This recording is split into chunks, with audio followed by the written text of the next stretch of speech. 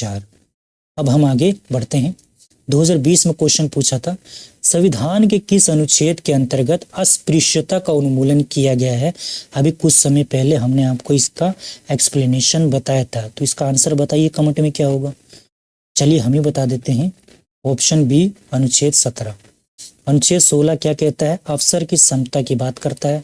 अनुच्छेद 18 क्या करता है कि उपाधियों के अंत की बात करता है, यानी समानता को बढ़ावा देने के लिए बात करता है कि कानून की नज़र में सब समान है। ऐसा नहीं है कि किसी को अंग्रेजों के समय में जो टाइटल दिए जाते थे, उपाधियां दी जाती थी, कैसरे हिंद की उपाधि, राय बहादुर की उपाधि, नाइटहुड की उपाधि, उन सबको त्याग दिया है। अब केवल पुरस्कार दिए जाते हैं, जैसे कि सैन्य पुरस्कार, पद्म विभूषण, भारत रत्न, ये सब पुरस्कार दिए जाते हैं। ठीक है, तो इस चीज को ध्यान रखना। और एक चीज और बताता हूं मैं आपको ताकि आपका रिवीजन हो जाए। अनुच्छेद 18 के तहत देखो, हम जैसे भारत रत्न जिसको मिलता है तो वो अपना नाम के आगे और पीछे नहीं लगा सकता, उसको भारत रत्न या पद्म विभूषण या पद्मश्री वो नहीं लगा सकता। पुरस्कार है वो, लेकिन टाइटल अपने नाम के सफिक्स में नहीं लगा सकता, यानी प्रत्यय और उपसर्ग में नहीं लगा सकता। ओके। अनुच्छेद 23 शोषण के विरुद्ध अधिकार की बात करता है। यहाँ से भी ये जितने भी ऑप्शन है ना, यूपीएससी क्या करता है, इस बार अस्पृश्यता से पूछ लिया तो अगली बार अफसर की समता से पूछ लेगा, और इसके सब क्लाउजेस से भी क्वेश्चन पूछता है दोस्तों, इसको भी ध्यान में रखना। सब क्लाउजेस भी करने आपको, केवल आर्टिकल को ऊपरी या एक लाइन में याद मत कर लेना, उसके सब क्लाउजेस भी पूछ लेना, वो भी पूछता है, और बिल्कुल स्पष्ट जानकारी आपको होनी चाहिए। ओके, अब देखिए अनुच्छेद 23, यहां से भी क्वेश्चन पूछे गए। ठीक है, तो ये हमने आपको बता दिया। अब हम नेक्स्ट क्वेश्चन पे चलते हैं। 2017 में पूछा गया, शोषण के विरुद्ध अधिकार में निम्नलिखित में से कौन से शामिल हैं। स्टेटमेंट 1 कहता है मानव तस्करी और बंधुआ मजदूरी। दूसरा कहता है स्टेटमेंट अस्पृश्यता को उन्मूलन। तीसरा स्टेटमेंट कहता है अल्पसंख्यकों के हितों की सुरक्षा। और चौथा कहता है बच्चों के नियोजन का निषेध। कूट ऑप्शन ए 1, 2 और 4, बी है 2, 3 और 4, सी है केवल 1 और 4, और डी है 1, 2, 3 और 4। इसका आंसर क्या होगा। देखो, अस्पृश्यता का उन्मूलन अभी हमने देखा तो ये तो कट गया, तो इलिमिनेशन मेथड लगाओ, ये कट गया आपका, ये कट गया आपका, ये कट गया आपका। तो अब तो पैटर्न बदल गया है। पहले यूपीएससी क्या करता था, इलिमिनेशन मेथड वाले बहुत सारे क्वेश्चन देती थी, तो अमूमन स्टूडेंट का आसानी से निकल जाता था। लेकिन जब पता लग गया इनको, तो इन्होंने क्या कर दिया, ओनली 1, ओनली 2, ओनली 3 इस तरह के क्वेश्चन 2022-23 से देना इन्होंने शुरू कर दिया, जो कि एक टफ क्वेश्चन बन जाता है, और उसमें 100% आपको स्पष्ट जानकारी होनी चाहिए, नहीं तो उस क्वेश्चन को रिस्क मत लेना और कर भी नहीं पाओगे। तुक्के मारने वाली बातों को, उसमें कोई भी ट्रिक नहीं लगती है, इतना जान लो। यदि क्वेश्चन में यदि आपको हिंट मिल रहा तो कर सकते हो, नहीं तो उस क्वेश्चन को स्किप ही कर देना यदि आपको नहीं पता है तो। बाकी आपकी मर्जी, तुक्का मारे या ना मारे तो आपके ऊपर डिपेंड करता है। एग्जाम आपको देना है, हमने तो दे दिया जितना देना था, बाकी आपके ऊपर डिपेंड करता है। तो इसका आंसर क्या है, सी 1 और 4, यानी मानव तस्करी और बंधुआ मजदूरी शोषण के विरुद्ध के अधिकार में शामिल है, और बच्चों के नियोजन का निषेध। तो 14 साल से जो कम उम्र के बच्चे हैं उसको किसी भी तरीके से काम में नहीं किसी भी काम पे नहीं लगाया जा सकता।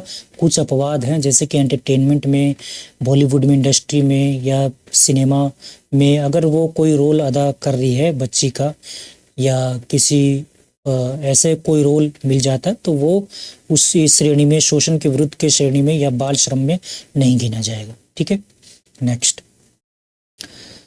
प्रश्न 9 कहता है, 2017 में पूछा था, अधिकारों और कर्तव्यों के बीच सही संबंध क्या है। ऑप्शन ए है सहसंबंधित, बी है पूर्णतः स्वतंत्र, सी है केवल अधिकार महत्वपूर्ण, और डी है केवल कर्तव्य महत्वपूर्ण। तो हमने आपको बताया था कि केवल जहां भी लगे उसको काट दो। वैसे भी इसका आंसर तो ज़्यादा टफ नहीं है, आंसर तो इसका ये होगा पूर्णतः स्वतंत्र।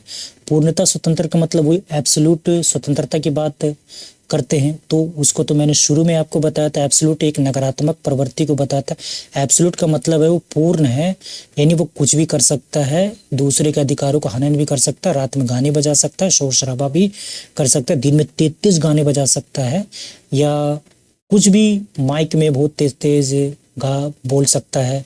तो वो हो गया क्या, पूर्णतः स्वतंत्रता। किसी प्रकार का वो पेशा अपना सकता है, व्यापार कर सकता है, देह व्यापार कर सकता है, मानव तस्करी कर सकता है। व्यापार तो व्यापार, पूर्णतः स्वतंत्रता का मतलब वो होता है कि वो स्वतंत्र है।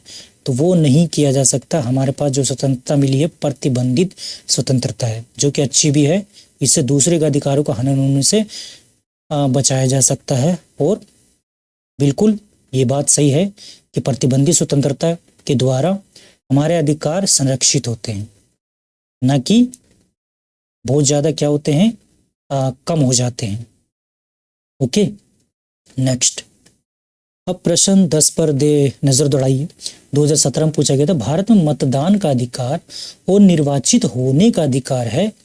ऑप्शन ए मौलिक अधिकार, ऑप्शन बी नैसर्गिक अधिकार, ओके, ऑप्शन सी संवैधानिक अधिकार, ऑप्शन डी विधिक अधिकार। थोड़ा पॉज करिए और आंसर देने की कोशिश करिए। तो मतदान का अधिकार और निर्वाचित होने का अधिकार, ये 326 आर्टिकल में लिखा हुआ है, लेकिन एक हमारे पास आरपीए एक्ट भी है 1951 का, और ये कानूनी अधिकार है, विधिक अधिकार है। तो इसमें भी कि मतदान कौन कर सकता है, कितनी आयु वाला कर सकता है, निर्वाचित मतलब निर्वाचन जो है वो जो चुनाव चिन्ह से संबंधित मतलब कौन चुनाव लड़ सकता है, ये भी इसमें आरपीए एक्ट में लिखा हुआ है। लेकिन यहाँ पे यूपीएससी ने आंसर पता क्या है, जैसे देखो मौलिक अधिकार, क्या मतदान का अधिकार और निर्वाचित होने का अधिकार मौलिक अधिकार।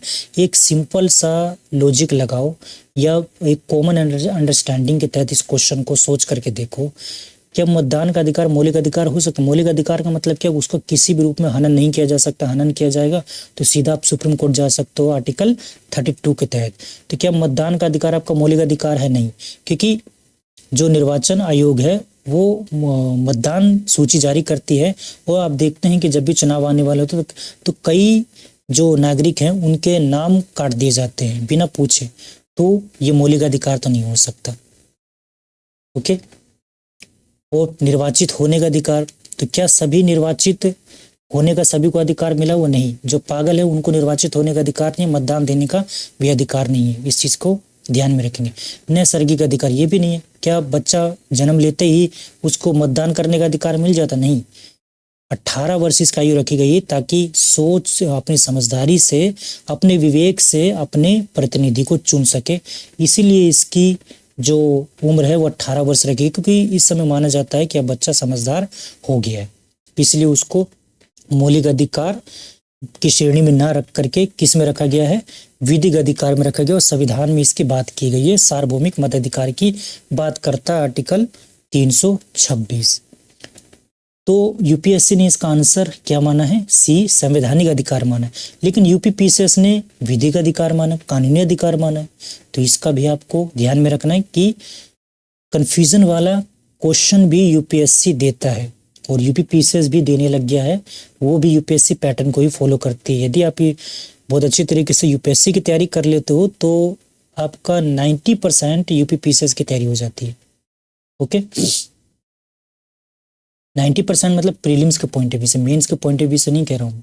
मेंस के पॉइंट ऑफ व्यू से तो आपकी यूं ही समझ लो कि 60% ही हो पाती है, 50-60% हो पाती है। बाकी भी तुम्हें स्पेशल पढ़ना पड़ता है यूपीपीसीएस के लिए। नेक्स्ट, 2015 और 2020 में इस क्वेश्चन को पूछा गया था। क्या कह रहा है क्वेश्चन? कल्याणकारी राज्य का आदर्श संविधान के किस भाग में निहित है? तो कल्याणकारी राज्य की बात कौन सा भाग करता है? तो भाग 4 यानी डीपीएसपी करता है। आई होप आपको ये आंसर आता होगा। प्रस्तावना, और यहाँ पे देखो मौलिक अधिकार 7वीं अनुसूची। इस ऑप्शन को देने का अर्थ ये, देखो पीवाईक्यू का एनालिसिस किस तरीके से कर रहे हैं कि ये आप पढ़ रहे हैं, ऑप्शन जो पढ़ रहे हैं, तो इसी तरीके से आपको यहाँ पे एनालिसिस करना चाहिए कि ये जो ऑप्शन में दे रहा प्रस्तावना, यानी इसको हमें पढ़ना है। और प्रस्तावना को किस तरीके से पढ़ना है कि जो एज इट इज लिखा हो वो तो एज इट इज आपको सीक्वेंस में याद होने चाहिए, क्या लिखा है ये भी होना चाहिए, और कितनी बार संशोधन किया गया प्रस्तावना में ये भी आपको पता होना चाहिए। और प्रस्तावना का स्रोत किससे लिया गया है, तो अमेरिका के संविधान से लिया गया, लेकिन उसकी भाषा जो ली गई है वो ऑस्ट्रेलिया के संविधान से लिया गया है। इस चीज़ का भी आपको ध्यान रखना है। और उद्देश्य का प्रस्ताव क्या, उससे जोड़ करके और प्रस्तावना के बारे में संविधान निर्माताओं ने क्या कहा है और अन्य विद्वानों ने क्या कहा है, यहाँ से भी क्वेश्चन बनते हैं। और उनकी शब्दावली से तो क्वेश्चन बनते हैं प्रस्तावना से। और मेंस में भी पूछा जा सकता है कि बताओ इसको परिचय पत्र क्यों कहा जाता है, संविधान की कुंजी क्यों कहा जाता है, ऐसा ऐसा क्वेश्चन भी मेंस में पूछे जा सकते हैं। ओके, मौलिक अधिकार, तो इसका मतलब है मौलिक अधिकार को आपको कंसाइज वे में सारा पढ़ना पड़ेगा, यानी सारे आयामों को जानना पड़ेगा। जो यूपीएससी पूछती है, आपको रिसर्च नहीं करना है। जो टीचर बताते हैं, मतलब इतना मुझे समझ में नहीं आता कि टीचर साला बोलते हैं, सॉरी इसे वर्ड का इस्तेमाल करने के लिए, टीचर जो बताते हैं कि आपको पीएचडी नहीं करना है, अरे भैया उसको बताओ तो सही बच्चों को कि पीएचडी तुम शब्द का इस्तेमाल कर रहे हो, लेकिन पीएचडी का अर्थ क्या होता है, क्या उसको रिसर्च पेपर लिखने हैं क्या? मुझे समझ में नहीं आता। ऐसे ऐसे टीचर से दूर ही रहना भाई, केवल बोलना जानते हैं, समझाना नहीं जानते हैं। तभी बच्चे जो अच्छे खासे टैलेंटेड बच्चे होते हैं वो भी फेल कर जाते हैं, क्योंकि मिस गाइड होते हैं, गाइडेंस उनको नहीं मिलती है। ओके, हमें भी कभी गाइडेंस की बहुत ज़्यादा ज़रूरत थी, हमें भी नहीं मिली, मैं जानता हूँ। वो चलो फिर कभी डिस्कस करेंगे उसके ऊपर कि कैसा संघर्षपूर्ण मेरा यूपीएससी का जीवन रहा, तो हम फिर कभी बताएंगे आपको। तो हम कहाँ पे थे, हाँ, कि इसमें आपको पीएचडी नहीं करनी है, आपको बेसिक अंडरस्टैंडिंग, यानी जो भी टॉपिक है ना, जैसे मौलिक अधिकार दे दिया है तो संविधान में क्या लिखा हुआ है उतना ही आपको जानना है, और सारे आयामों को जानना है। यानी मौलिक अधिकार जो एक तो वो है कि जैसे कितने मौलिक अधिकार हैं वो, अब क्या वो मौलिक अधिकार एब्सोल्यूट है, जो हिडन चीजें है वो भी, और उससे संबंधित जो जो सुप्रीम कोर्ट के निर्णय आ रहे हैं मौलिक अधिकारों को लेकर के, और जो नए नए अधिकार जुड़ रहे हैं उसको भी पढ़ना है आपको। तो केवल जो किताबों में लिखा हुआ है उससे काम नहीं चलेगा, आपको करंट अफेयर से भी जोड़ना पड़ेगा, और मौलिक अधिकार जुड़ते रहते हैं। तो कहने का मतलब यहाँ पे ये है कि पीएचडी ना करने की जो आपको सलाह दी जाती है, यही दी जाती है कि आपको इसके ऊपर कोई थीसिस नहीं लिखनी है, मौलिक अधिकारों से संबंधित बहुत सारी किताबें आपको नहीं पढ़नी। एम लक्ष्मीकांत सफिशिएंट है, एनसीईआरटी सफिशिएंट है, ठीक है। 7वीं अनुसूची में जो विषय हैं उन विषयों में क्या लिखा, खासकर संवर्ती सूची के बारे में जान लेना।